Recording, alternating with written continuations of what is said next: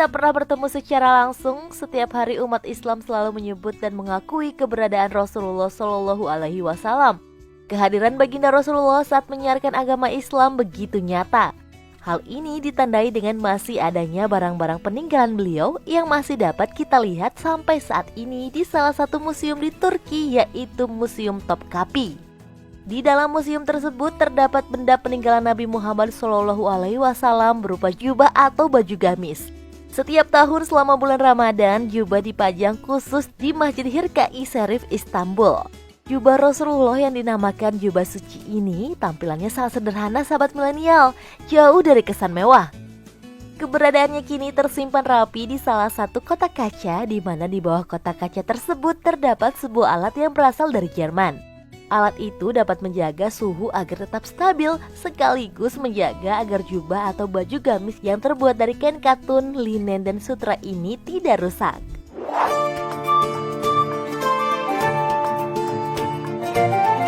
Benda peninggalan sang Rasul berikutnya adalah layan rambut. Benda ini juga dapat kita temui di Museum Topkapi, Turki. Menurut informasi yang dirangkum, layan rambut tersebut merupakan helai janggut dari Nabi Muhammad SAW yang sudah tersimpan rapi di salah satu wadah. Dirumorkan helaian janggut ini merupakan helai janggut yang dicukur langsung dari dagu baginda Rasulullah.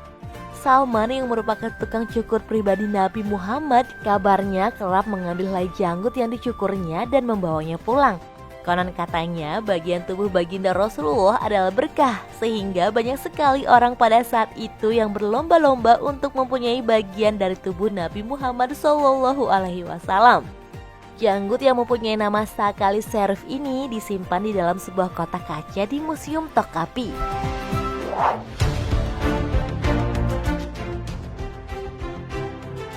Selain helai rambut, kita juga dapat melihat satu patahan gigi dari baginda Rasulullah yang konon kabarnya patahan gigi tersebut merupakan patahan yang didapat ketika Perang Uhud pada tanggal 19 Maret tahun 625 Masehi.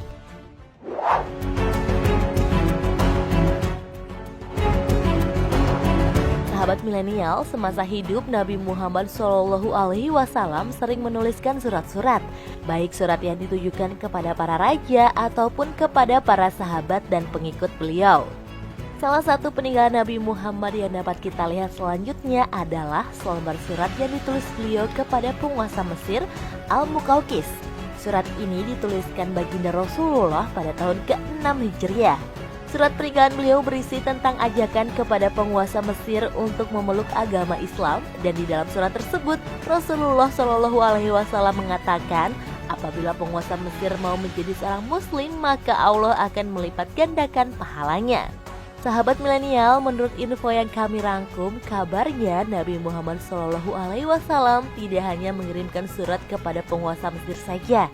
Ternyata beliau juga pernah mengirimkan surat-surat kepada para penguasa di belahan dunia lainnya untuk mengikuti ajaran Islam.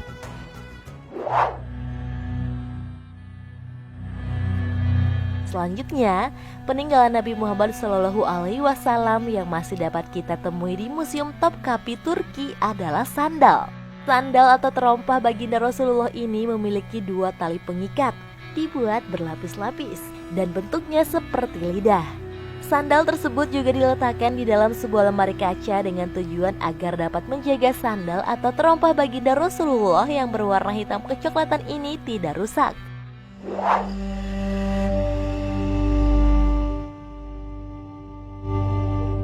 Jejak telapak kaki baginda Rasulullah berdasarkan informasi yang telah dirangkum oleh tim Muslim Milenial, ini merupakan telapak kaki kanan baginda Rasulullah yang tercetak saat peristiwa Mi'raj.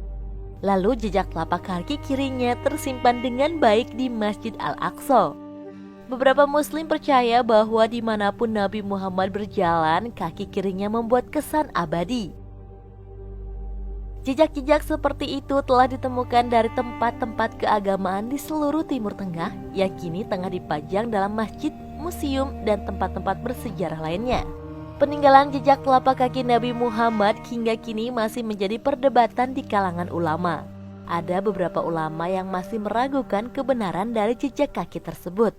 Wallahu a'lam bishawab. Ya, semoga saja kita bisa segera mengetahui kebenarannya ya sahabat milenial.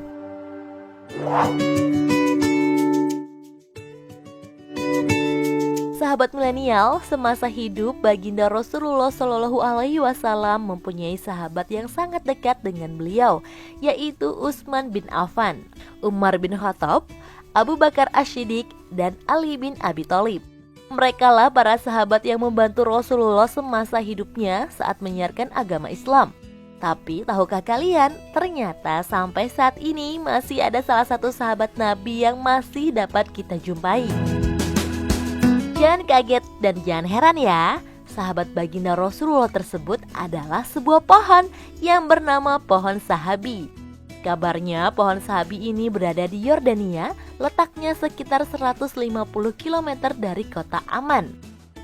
Pohon ini diyakini pernah menjadi tempat berteduh baginda Rasulullah sewaktu masa kecil. Pada masa itu, Nabi Muhammad kecil pernah ikut berdagang dengan pamannya yang bernama Abu Thalib.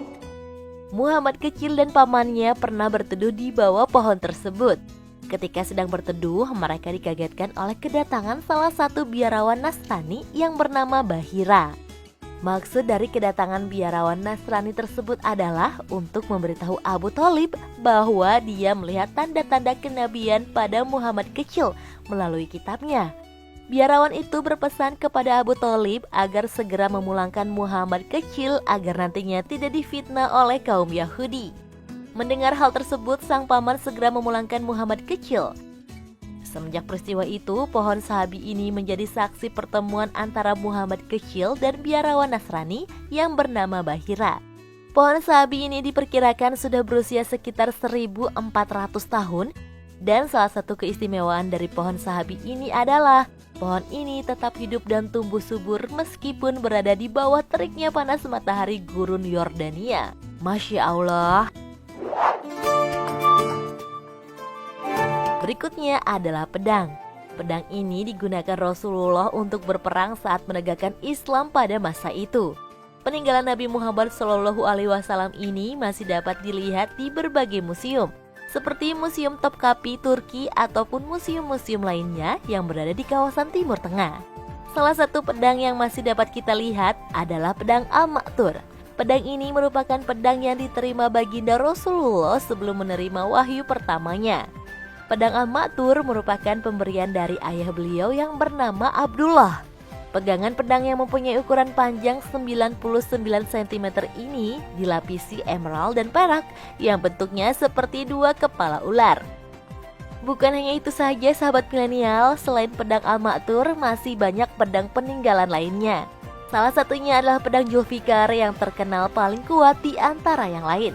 Bahkan konon kabarnya, kekuatan pedang Zulfikar sebanding dengan 1000 prajurit. Wow, luar biasa ya sahabat milenial.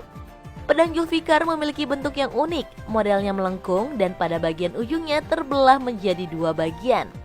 Pada badan pedang terdapat kalimat yang artinya, tidak ada pemuda seperti Ali dan tidak ada pedang seperti pedang Zulfikar.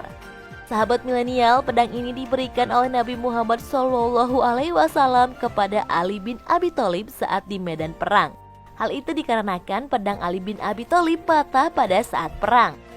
Dilansir dari berbagai sumber yang ada, baginda Rasulullah memiliki 9 pedang dan hanya 8 pedang yang disimpan di Museum Topkapi Turki. Sisanya ada disimpan dalam salah satu museum di Kairo.